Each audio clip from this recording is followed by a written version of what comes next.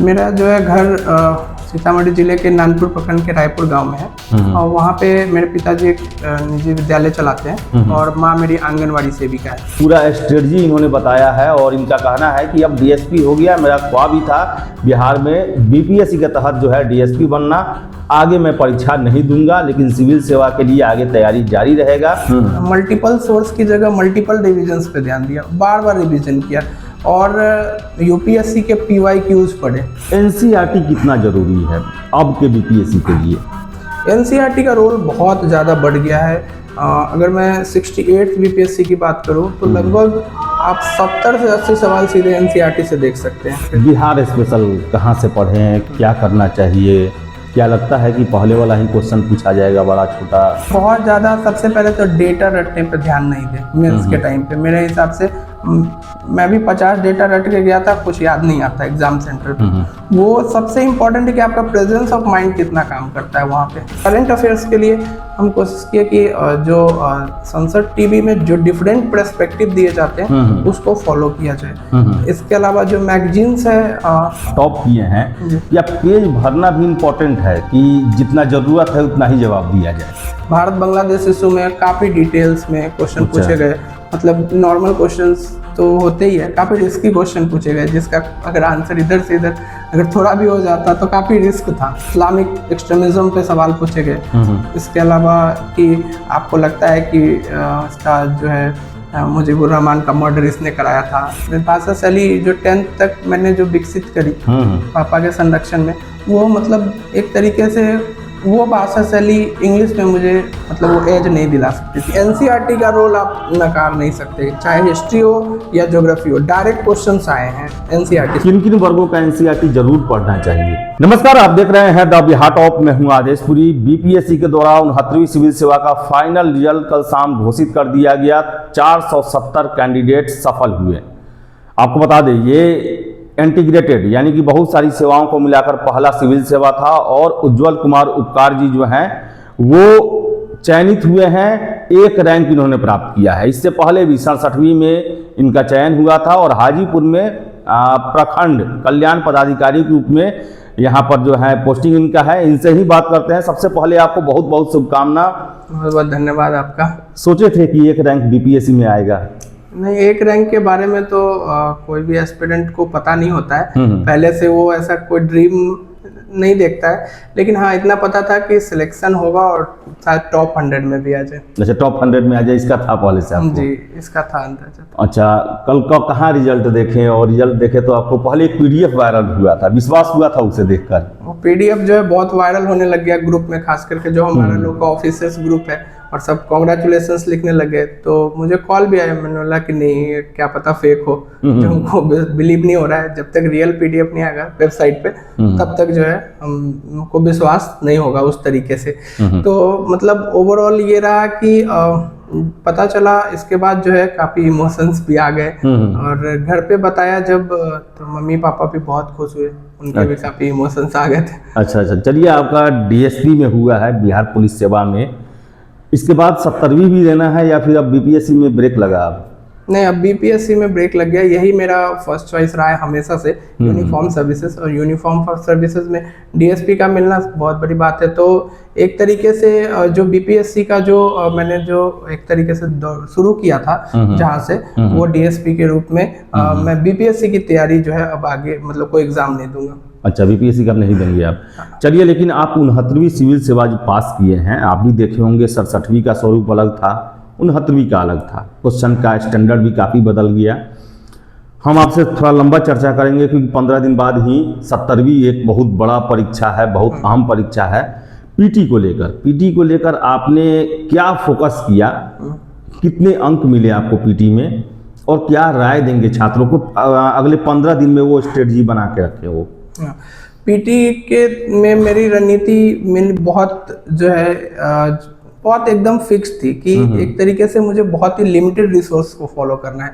Limited resource का मतलब एक सब्जेक्ट के लिए एक ही सोर्स फॉलो करना है। मल्टीपल सोर्स की जगह मल्टीपल डिविजन्स पे ध्यान दिया, बार बार रिवीजन किया और यूपीएससी के PYQs पढ़े। कि जो पैटर्न चेंज हो रहा है तो उसमें जो है यूपीएससी के पीवाईक्यूज का बहुत रोल बढ़ गया है। इसके अलावा करंट अफेयर्स में मैंने 2-3 मैगजीन कवर की, और यदि मतलब कौन मैगजीन आपको सबसे ज़्यादा पसंद है? मैगजीन के रूप में एक तो मुझे विजन आईएएस का पढ़ा था, परफेक्शन का पढ़ा था उस साल। इसके अलावा उसका ई दृष्टि पढ़ा था। इन तीनों के ई दृष्टि तो पूरा नहीं पढ़ पाया, लेकिन उसका भी कुछ पोर्शन पढ़ा था। तो ओवरऑल यद्यपि मतलब इससे ये हुआ कि मुझे कवरेज हो गई, मतलब मुझे ये कॉन्फिडेंस आ गया कि इससे बाहर आएगा तो मैक्सिमम लोगों को नहीं पता होगा, तो उससे कट ऑफ डिसाइड नहीं होगी। अच्छा, एनसीईआरटी कितना जरूरी है अब के बीपीएससी के लिए? एनसीईआरटी का रोल बहुत ज़्यादा बढ़ गया है। अगर मैं 68th बीपीएससी की बात करूं तो लगभग आप 70 से 80 सवाल सीधे एनसीईआरटी से देख सकते हैं। अच्छा। उस एग्जाम में। इसके बाद 69th की बात करूं तो इसमें पैटर्न यद्यपि थोड़ा डायनेमिक हुआ है, लेकिन एनसीईआरटी का रोल आप नकार नहीं सकते, चाहे हिस्ट्री हो या ज्योग्राफी हो। डायरेक्ट क्वेश्चंस आए हैं एनसीईआरटी। किन किन वर्गों का एनसीईआरटी जरूर पढ़ना चाहिए? साइंस में मैं सजेस्ट करूंगा कि आप 6 से 10 का एनसीईआरटी पढ़े। अभी टाइम कम है तो आप 9-10 का कम से कम करके जाए, लेकिन अगर आपके पास अगर आप शुरू से प्रिपरेशन कर रहे हैं तो साइंस में 6 से 10 का एनसीईआरटी पढ़े। कई बार लगता है कि 6 का एनसीईआरटी में क्या ही होगा, लेकिन जब आप 6 के एनसीईआरटी का साइंस का पढ़ेंगे तो आपको पता चलेगा आपको बहुत सारी चीजें उसमें नहीं पता होगी। इसके अलावा आप जो है ज्योग्राफी के लिए मेरा सजेशन होगा कि आप 9th से लेकर 12th तक का एनसीईआरटी पढ़े। बहुत बेसिक में जाने का जरूरत नहीं है। हिस्ट्री में आप अगर ओल्ड एनसीईआरटी पढ़ रहे हैं तो ठीक है, अगर न्यू एनसीईआरटी पढ़ रहे हैं तो 6, 7, 8 और 12th का एनसीईआरटी पढ़ ले, इतना तो कर ले। और इसके अलावा जो है इकोनॉमिक्स में आप कोई भी नोट्स जो है कोचिंग के नोट्स या फिर बिहार स्पेशल कहाँ से पढ़ें, क्या करना चाहिए? क्या लगता है कि पहले वाला ही क्वेश्चन पूछा जाएगा, बड़ा छोटा, यही सब? बिहार स्पेशल भी अब काफ़ी डायनेमिक हो रहा है, मतलब उसमें भी अब कुछ जैसे इकोनॉमी जैसा पोर्शन जो है ऐड होता जा रहा है। तो मैंने जो तैयारी शुरू करी थी तो उस टाइम पे बिहार स्पेशल मेनली जो मैंने पढ़ा था वो बिहार समग्र से पढ़ा था, और थोड़ा बहुत इम्तियाज अहमद से। दोनों बुक लगभग मिलती जुलती है, तो उससे जो है मैंने ऑब्जेक्टिव्स पहले करे, ठीक है। इसके अलावा सब्जेक्टिव्स के लिए मतलब मैंने कुछ जो है ऑनलाइन सोर्सेस का भी इस्तेमाल किया यूट्यूब से। यूट्यूब पे जो है कुछ वीडियोस देखी ज्योग्राफी की, इन सब की। तो अगर आप बिहार स्पेशल जो है ना, आपका एज है कि अगर आप बिहार स्पेशल अगर आप अच्छे से कर लेते हैं तो 30 से 35 क्वेश्चन में आपका एज आ जाएगा, और वो क्वेश्चन ठीक ठाक होते हैं, मतलब बहुत ज़्यादा हार्ड भी नहीं है। अगर आप कर लेंगे, अगर एक बार भी देख के आपको पता रहेगा तो आपको क्वेश्चन कर लेंगे। जबकि जैसे दूसरे सब्जेक्ट से उसमें आपको दिक्कत होगी, लेकिन ये इसमें आप जो है श्योर शॉट लेके जाएंगे। अच्छा, ये बताइए कि आपका अंक कितना आया पीटी में, अगर याद हो तो वो बताइए। लंबा लंबा क्वेश्चन पूछा जा रहा है पीटी में, इसको लेकर भी छात्र परेशान है, कह रहे हैं कि टाइम मैनेजमेंट नहीं हो पा रहा है, पूरा क्वेश्चन अच्छे से नहीं पढ़ पा रहे हैं। आपके साथ भी ये समस्या आई क्या? इसके लिए ट्रिक क्या है, ये आप जरा तो बताते। मेरा पीटी में वैसे तो मार्क्स 92 था, जनरल कैटेगरी में क्वालिफाई किया था मैंने, लेकिन मेनली जो क्वेश्चन का पैटर्न है वो जो है अब जो आ रहा है वो एक तरह से एनालिटिकल है। पहले जो क्वेश्चंस आते थे 4 ऑप्शंस के आते थे तो वो करना इजी था, लेकिन अब जो है आपको काफ़ी सारी चीज़ें सीखनी पड़ेगी। जैसे एलिमिनेशन आपको सीखना पड़ेगा कि आप कितना एलिमिनेट कर पाते हैं चीज़ों को। जब आप एलिमिनेट कर पाएंगे चीज़ों को तो आप क्वेश्चन की प्रोबेबिलिटी बढ़ा पाएंगे सही करने की। इसके अलावा आप जो पीवाईक्यूज जो यूपीएससी के उनका रोल बढ़ा है, उनका रोल काफ़ी बढ़ गया। तीसरी बात जो है, पहले क्या होता था कि मैगजीन में पहले लोग एसपीडी ऑडिटोरिया करके चले जाते थे, लेकिन अब वो युग थोड़ा खत्म हो गया है। अब वन लाइनर वाला युग बिल्कुल खत्म हो गया है।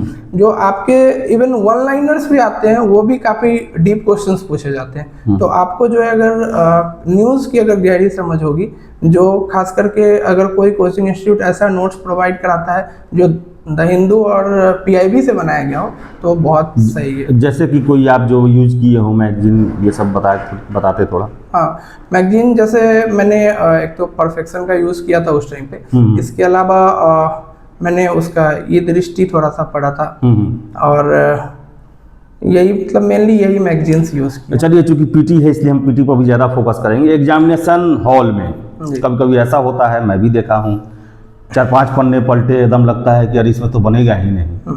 इसके कारण भी छात्र परेशान होते हैं। थोड़ा एग्जामिनेशन में क्या रोल होना चाहिए, क्योंकि आप टॉप किए हैं, आपको सभी लोग फॉलो करेंगे।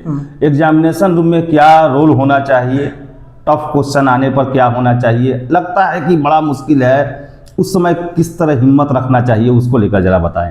एक तो एग्जामिनेशन हॉल में ये सबके साथ होता है, ऐसा नहीं है कि आपके साथ नहीं होगा, तो सबके साथ। उसके लिए आपको मेंटली पहले से प्रिपेयर होकर जाना पड़ेगा कि ये होगा ही, लेकिन हम लोगों को उसी को तो मैनेज करना है एग्जाम में।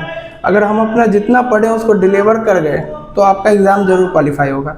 इसके लिए ज़रूरी है कि मेरे साथ ऐसे एग्जाम्पल बता रहा हूँ कि एग्ज़ाम दे रहा था सर 68 का, तो उसमें क्या हुआ कि शुरू से देखा 5 क्वेश्चन नहीं आ रहे हैं, कुछ पता नहीं चल रहा है, अगले पेज पे भी काफ़ी श्योर शॉर्ट नहीं है, तो फिर मैंने क्या किया 100 से क्वेश्चन स्टार्ट किया, पेज को पलटा कि नहीं अब जो है इधर से स्टार्ट करो, दूसरा सेक्शन स्टार्ट करो। तो आपको लोड नहीं लेना है, हो सकता है कि बाद में वो क्वेश्चन बने भी और काफ़ी सही भी हुए, तो आपको कोई ऐसा लोड नहीं लेना है कि मेरे से नहीं बनेगा, आपको जो सेक्शन चेंज करना है। और कभी कभी ऐसा होता है जो आप सबसे ज्यादा अच्छा पढ़ के गए वही हार्ड है, तो ऐसा नहीं है कि आपको जो है ना दूसरे सेक्शंस पे फिर ध्यान देना है। कोई भी सेक्शन कम इम्पोर्टेंट नहीं है, इसलिए आप दूसरे सेक्शंस पे जाए, आप बिहार स्पेशल पे जाए, साइंस पे जाए, वहाँ जाके देखे क्वेश्चन। आपको 150 में 150 नंबर लाना तो लक्ष्य नहीं है, आपको एग्जाम का सिर्फ प्री क्वालिफाई करना है। और प्री क्वालिफिकेशन के लिए आपको जितनी सारी जो ट्रिक्स है वो आपको फॉलो करनी है। उज्ज्वल जी, क्या लगता है इस बार 2035 सीट है, फॉर्म भी और साल की अपेक्षा कम ही है, कट ऑफ आपको क्या लगता है गिरेगा, और छात्रों को क्या मैसेज देंगे कि थोड़ा सा 19-20 भी होता है तो इस बार आप आ सकते हैं मेरिट में मेंस के लिए? बिल्कुल, ज़्यादा सीटें होने से सबसे पहली बात, सबसे फ़ायदा होता है कि ज़्यादा लोगों को मेंस लिखने का मौका मिलता है। कई बार कई टैलेंटेड छात्र जो है मेंस ही नहीं लिख पाते और इस कारण से उनका टैलेंट कभी बाहर ही नहीं।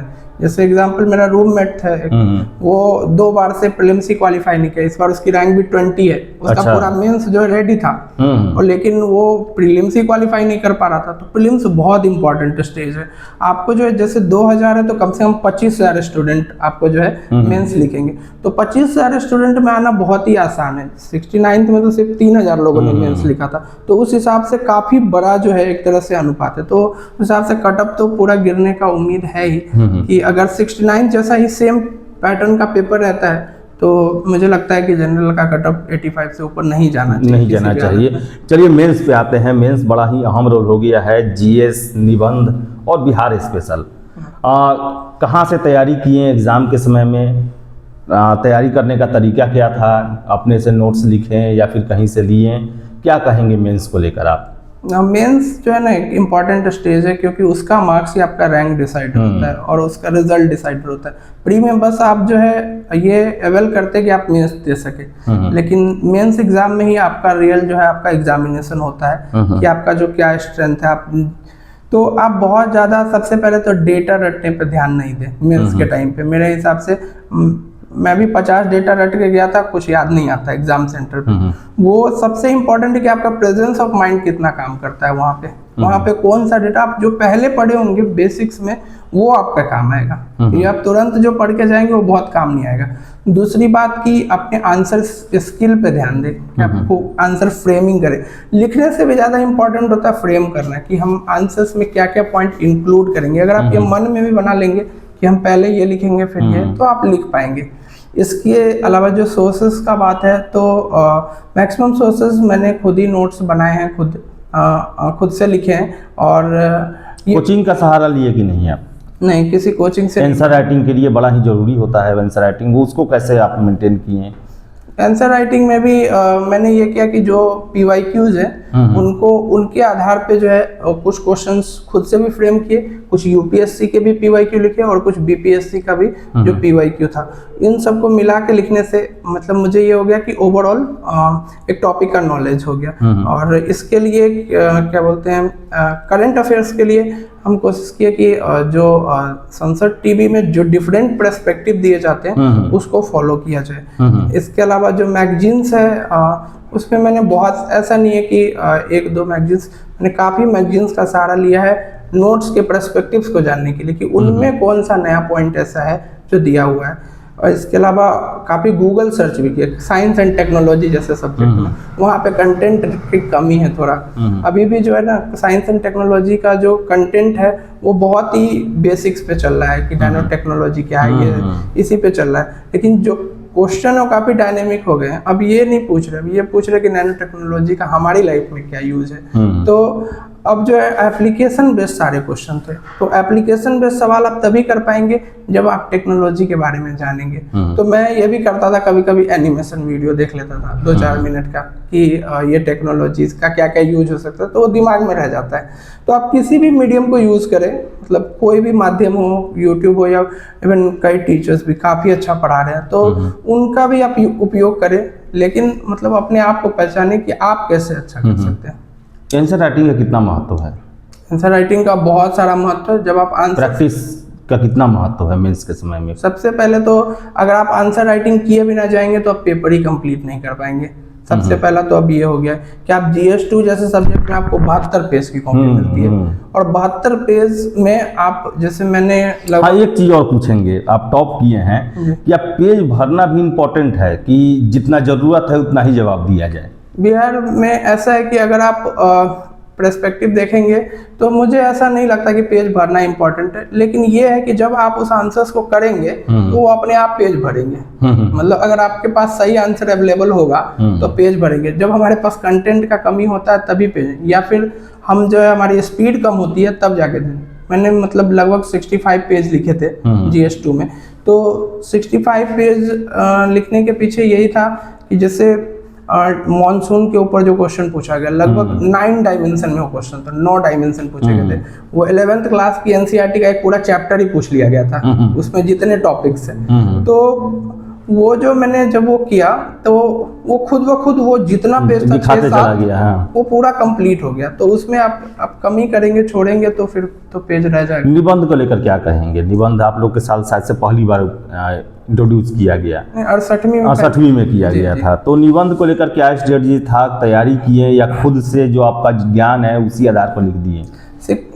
इसमें जो है सबसे पहले जो है मैंने एक स्ट्रेटजी निबंध की बनाई थी अपने ही बेसिस पे, कि निबंध में सबसे पहले हम क्या करेंगे कि कुछ जो है UPSC के टॉपर्स ने जो निबंध लिखे हैं उसको पहले पढ़ेंगे कि उनका क्या पर्सपेक्टिव रहता है।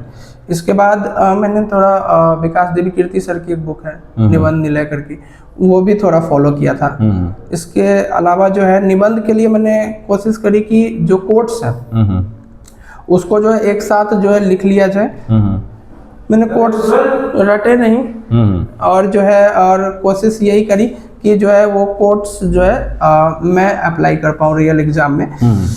जो लाइव एग्जाम्पल्स है वही मैंने दिए, जो न्यूज़पेपर्स में हम डेली पढ़ते हैं वही एग्जाम्पल्स मैंने मोस्टली कोट किए हैं। उसमें कोशिश किया कि उसको कोई भी एस्से को मैं मतलब एक तरीके से एंसेंट टू मॉडर्न पे आ सकूँ। अच्छा, मॉडर्न पे आ सकूँ। इंटरव्यू की बात करते हैं, दूसरी बार इंटरव्यू देने गए थे, कैसा रहा ये इंटरव्यू? क्या इंटरव्यू देने के बाद लग गया था आपको कि अच्छा खासा आ जाएगा नंबर, रैंक आ जाएगा इसमें? किस दिन इंटरव्यू था, किसके बोर्ड में था, ये भी बताएं। तो किस टाइप के प्रश्न पूछे गए, इसको लेकर भी थोड़ा चर्चा करते हैं आप। इंटरव्यू वैसे तो मतलब 67, 68, 69 तीनों में इंटरव्यू। अच्छा, तीनों दिए थे आप? तीनों दिए। तो 69th वाला जो इंटरव्यू हुआ था, मुझे एग्जैक्ट डेट याद नहीं आ रहा है, लेकिन यशपति मिश्रा सर का बोर्ड था।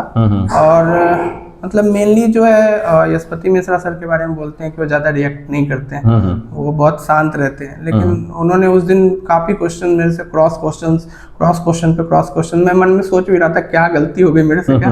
तो बहुत क्वेश्चंस पूछे थे। इसके अलावा जो है उन्होंने जो मेंबर थे मेनली उन्होंने SC/ST डिपार्टमेंट पे पूछा है, रिजर्वेशन सिस्टम पे, कि अगर सबका शादी SC/ST का ब्राह्मण के साथ कर दिया जाए तो फिर तो रिजर्वेशन सिस्टम ही खत्म हो जाएगा, कास्ट ही खत्म हो जाएगा।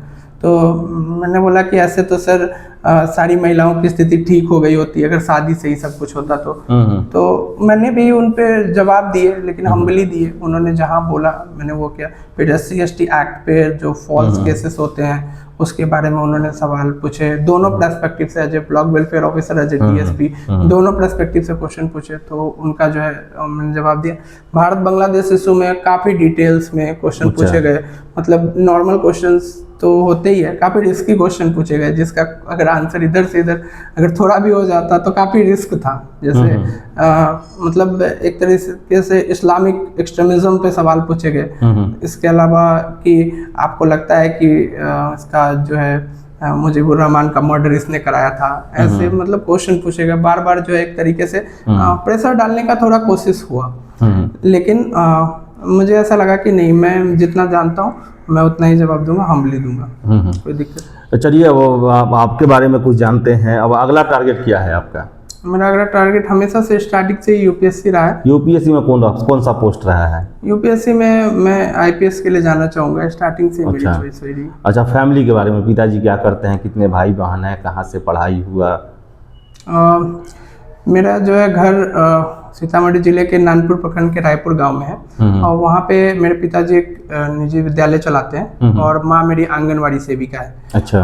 और जो है स्टार्टिंग से ही उन लोगों का काफ़ी सपोर्ट रहा है, मतलब इवन माँ मेरी मैथ्स की काफ़ी अच्छी टीचर रही है। अच्छा। मतलब तो उन्हीं से, मतलब स्टार्टिंग से ही मम्मी पापा से पढ़ा है। और हिंदी मीडियम लेने का मेन कारण यही था कि जो भाषा शैली। अच्छा, आपका एक रैंक हिंदी मीडियम से आया है? हाँ, तीनों बार हिंदी मीडियम दिए थे आप? तीनों बार हिंदी। अच्छा अच्छा, चलिए, बहुत अच्छा। हिंदी मीडियम में मतलब एक हो भी गया था कि हिंदी मीडियम लेने से आपका रिजल्ट। ग्रेजुएशन कहाँ से किए हैं आप? ग्रेजुएशन एनआईटी उत्तराखंड से था। अच्छा, कि कौन सा ट्रेड था आपका? मैकेनिकल इंजीनियरिंग, और हिंदी मीडियम से सारा एग्जाम दिए आप? हाँ। क्यों, कौन था कि हिंदी से, कि कारण बताएं जरा उसका? हाँ, क्योंकि ऐसा नहीं है कि इंग्लिश मीडियम में कंफर्टेबल नहीं था, मतलब कॉलेज में तो इंग्लिश मीडियम बहुत कंफर्ट होता है, लेकिन और आगे ऐसा एज भी रहता है सिविल सर्विसेज में इंग्लिश मीडियम को, ऐसा बोलते थे सब, लेकिन मुझे ऐसा था हमेशा से कि मेरी भाषा जो है ना हिंदी में ज़्यादा अच्छी है। मेरी भाषा शैली जो 10th तक मैंने जो विकसित करी पापा के संरक्षण में, वो मतलब एक तरीके से वो भाषा शैली इंग्लिश में मुझे मतलब वो एज नहीं दिला सकती थी। अच्छा अच्छा। मुझे हमेशा से लगता था कि जो एक्सप्रेशन जो है हिंदी में ही आएगा। हाँ, मतलब जो वो कैब मुझे हिंदी में पता है और काफ़ी अच्छे स्टैंडर्ड का, वो इंग्लिश में मुझे नहीं पता है। चलिए, और बहुत अच्छा। और यूपीएससी आपने कितनी बार अभी ट्राई किया है या नहीं किया है, उसके बारे में? यूपीएससी के 2 अटेम्प्ट्स दिए हैं। अच्छा। दोनों में असफलता ही हाथ लगा है, लेकिन हम आशा करेंगे कि आप यूपीएससी में भी आपका चयन हो। तो बता दें, उज्जवल कुमार उपकार जो है वो बीपीएससी 69वीं में पहला स्थान इन्होंने प्राप्त किया है, और लंबा चौड़ा बातचीत हुआ, पूरा स्ट्रेटजी इन्होंने बताया है। और इनका कहना है कि अब डीएसपी हो गया, मेरा ख्वाब ही था बिहार में बीपीएससी के तहत जो है डीएसपी बनना, आगे मैं परीक्षा नहीं दूंगा, लेकिन सिविल सेवा के लिए आगे तैयारी जारी रहेगा। माता पिता का बहुत ज़्यादा योगदान रहा है, पिताजी इनके हिंदी जो है डेवलप करने में काफ़ी योगदान दिया, और यही कारण रहा कि एनआईटी से पास होने वाले उज्जवल ने हिंदी माध्यम से ही अपने एग्ज़ाम दिए। तो आशा करते हैं कि इनके द्वारा जो बताए गए टिप्स हैं आप ज़रूर यूज़ करेंगे, खासकर 70वीं पीटी वाले, और आप भी अपने जो सपना है उसको पूरा करने में सफल होंगे। तो उज्जवल जी, बहुत बहुत शुभकामना आपके आगे कैरियर के लिए, आगे एग्ज़ाम के लिए। हम आशा करते हैं कि आप यूपीएससी में भी अच्छा स्थान लाएँ। तो फिलहाल इस वीडियो में इतना ही। वीडियो पसंद आए लाइक शेयर करें, हमारे चैनल द बिहार टॉप को सब्सक्राइब जरूर कर लें। धन्यवाद।